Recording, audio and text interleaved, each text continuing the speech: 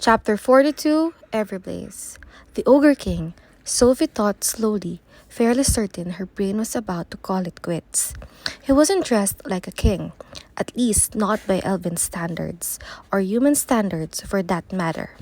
The only clothing he wore looked like riveted steel underwear, and his body was shaped like a hairless gorilla on a massive amount of steroids with skin that reminded Sophie of weathered marble.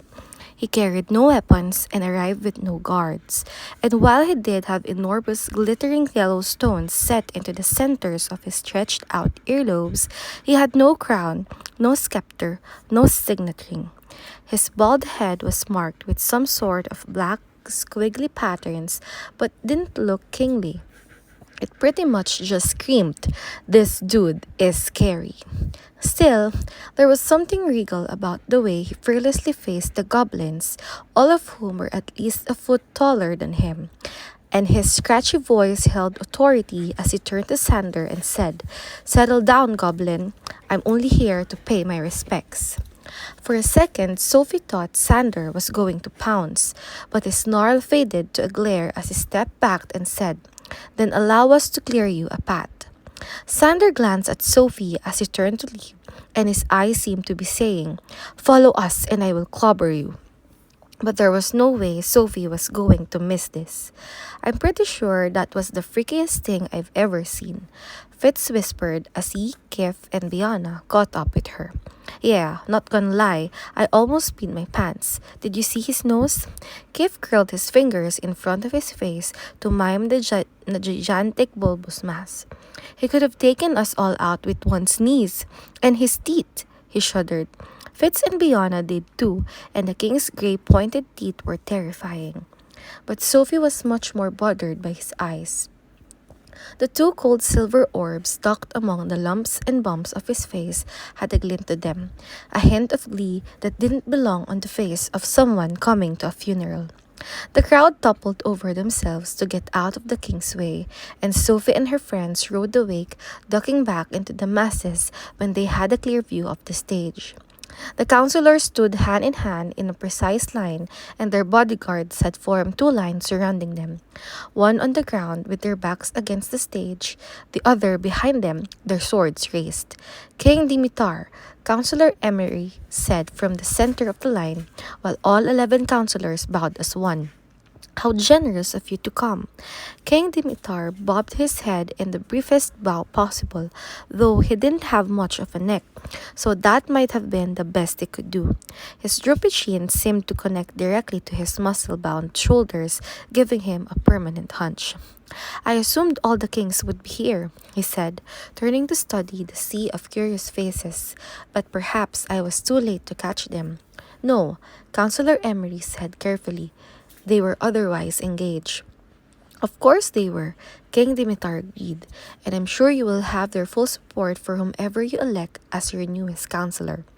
His cold smile said otherwise, and it stretched wider as he scraped one of his teeth with a black fingernail. "I stopped by your capital on my way here. By the way, the damage is far more extensive than I'd been led to believe." That earned him a few gasps from the audience, but Councillor Emery held up his hand. He addressed the crowd, not the king, as he said, "We'd been waiting to share the announcement until we'd completed the memorial proceedings. But yes, King Dimitar speaks correctly. The Everblaze consumed much of Eternalia." However, he paused, waiting for the murmurs to die down. "The gnomes and dwarves have surveyed the damage and believe they can rebuild before the equinox, which, as you all know, is less than 4 months away. And they've assured us that the new buildings will be even greater than the former." Whispers followed, most of them sounding pleased, though it was a far cry from the cheers Sophie suspected the council had been hoping for. "And when will you hold your election?" King Dimitar asked, triggering another silence. "That is also an announcement we had planned to make momentarily." Emery told him. He closed his eyes like he was listening to the thoughts of the other counselors before he said, "The period for nominations will begin tonight and last for exactly 1 week, after which we will work to select our newest member as quickly as possible.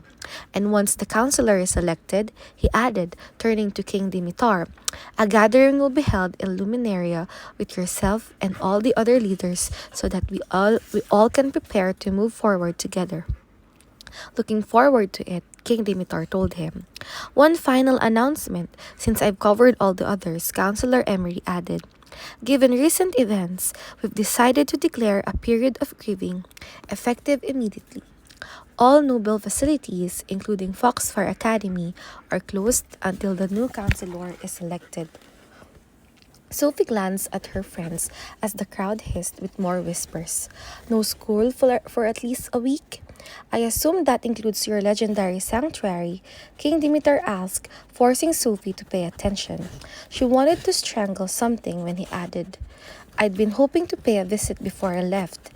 I've heard wonders about your newest transplant." "The council better not let him anywhere near Sylvanie," Kif told her under his breath.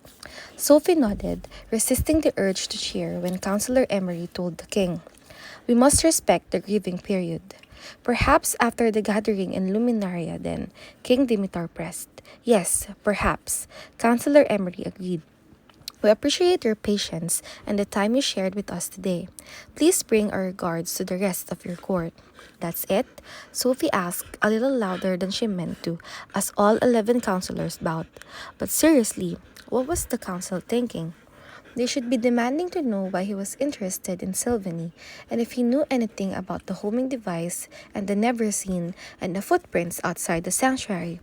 And if he refused to tell them, they should arrest him or have Alden probe his mind, or something. Anything. Instead, they stood silent as King Dimitar bobbed another half-hearted bow and told them, "Should you need any assistance from my people, all you must do is ask. We're always there for our neighbors, especially in their hour of need." "Thank you," Councillor Emery said with a tight smile. "We ask only what we always do: patience, kindness, and the continued pursuit of peace." King Dimitar snorted, his wide nostrils spraying something wet in the process, but he said nothing further as he turned to leave. Sophie had to bite her tongue to stop herself from screaming, "Wait! We have to do something," she whispered to Fitz and Kif. "Like what?" Biana asked. Sophie was pretty sure jumping in front of King Dimitar and demanding he answer her questions wouldn't be very effective, especially when she took another look at his rippled chest. He had muscles on top of muscles, and paired with his freakishly long arms, he could probably tear her in half. But there was more than one way to find out what he was hiding. "I have a plan," she told her friends before she darted into the crowd, moving parallel to the king. Kif was the first to catch up with her. "Okay, I have no idea what you're thinking, but the amount of panic radiating off you tells me it's probably not a good thing." It wasn't. This was arguably the most dangerous idea she'd ever had. But what was the point of being an unstoppable telepath if she couldn't use the ability to protect Sylvanie and maybe even catch Kenric's killers? Somewhere deep in the back of her brain, a tiny voice reminded her of the loss of telepathy, but a much more desperate voice convinced her those rules only applied to elves. Plus, she'd broken rules before, when the situation called for it, and if any situation called for it, it was this. "Cover me," Sophie whispered. Keith grabbed her arm as she tried to duck behind him. "Cover you how? Don't you think you should at least tell me your crazy plan before you start doing it?" "What crazy plan?" Fitz asked, pushing through the crowd to join them. "Ask her. She's the one wigging out over here," Keith told him. "I'm not wigging out. I'm just trying to do something, and I need you to cover me so no one knows I have my eyes closed." "You better not be doing what I think you're doing," Fitz told her, but it was too late. Sophie had already opened her mind to the Ogre Kings.